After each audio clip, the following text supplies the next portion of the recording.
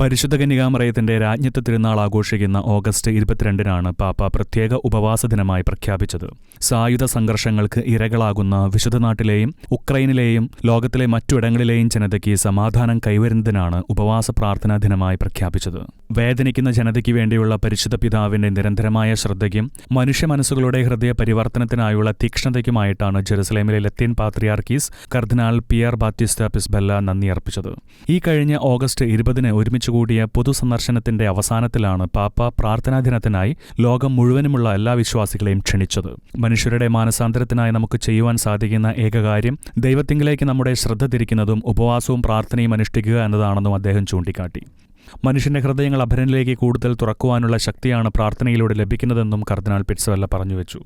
ഗാസയിലെ തിരുക്കുടുംബ ദേവാലയത്തിന് നേരെ നടന്ന ആക്രമണത്തിന് ശേഷം കഴിഞ്ഞ ജൂലൈ 22-ന് ജെറുസലേമിലെ ഓർത്തഡോക്സ് പാത്രിയാർക്കീസായ തിയോഫിലസ് മൂന്നാമനുമായി നടത്തിയ പത്രസമ്മേളനത്തിൽ കർദിനാൾ പിസ്ബെല്ല ഗാസയിലെ ജനതയുടെ വലിയ വിശ്വാസത്തെ ചൂണ്ടിക്കാട്ടിയിരുന്നു. ഈ യുദ്ധങ്ങൾക്കും സംഘർഷങ്ങൾക്കും ഇടയിലും ദൈവം തങ്ങളുടെ കൂടെ വസിക്കുന്നുവെന്ന അവരുടെ വിശ്വാസവും പ്രാർത്ഥനയും ശക്തമാണെന്നും ഇതാണ് ആ ജനതയെ പിടിച്ചു നിർത്തുന്നതെന്നും കർദിനാൾ എടുത്തു പറഞ്ഞിരുന്നു. ഇന്റർനാഷണൽ ഡെസ്ക് ഷെഗേന ന്യൂസ്.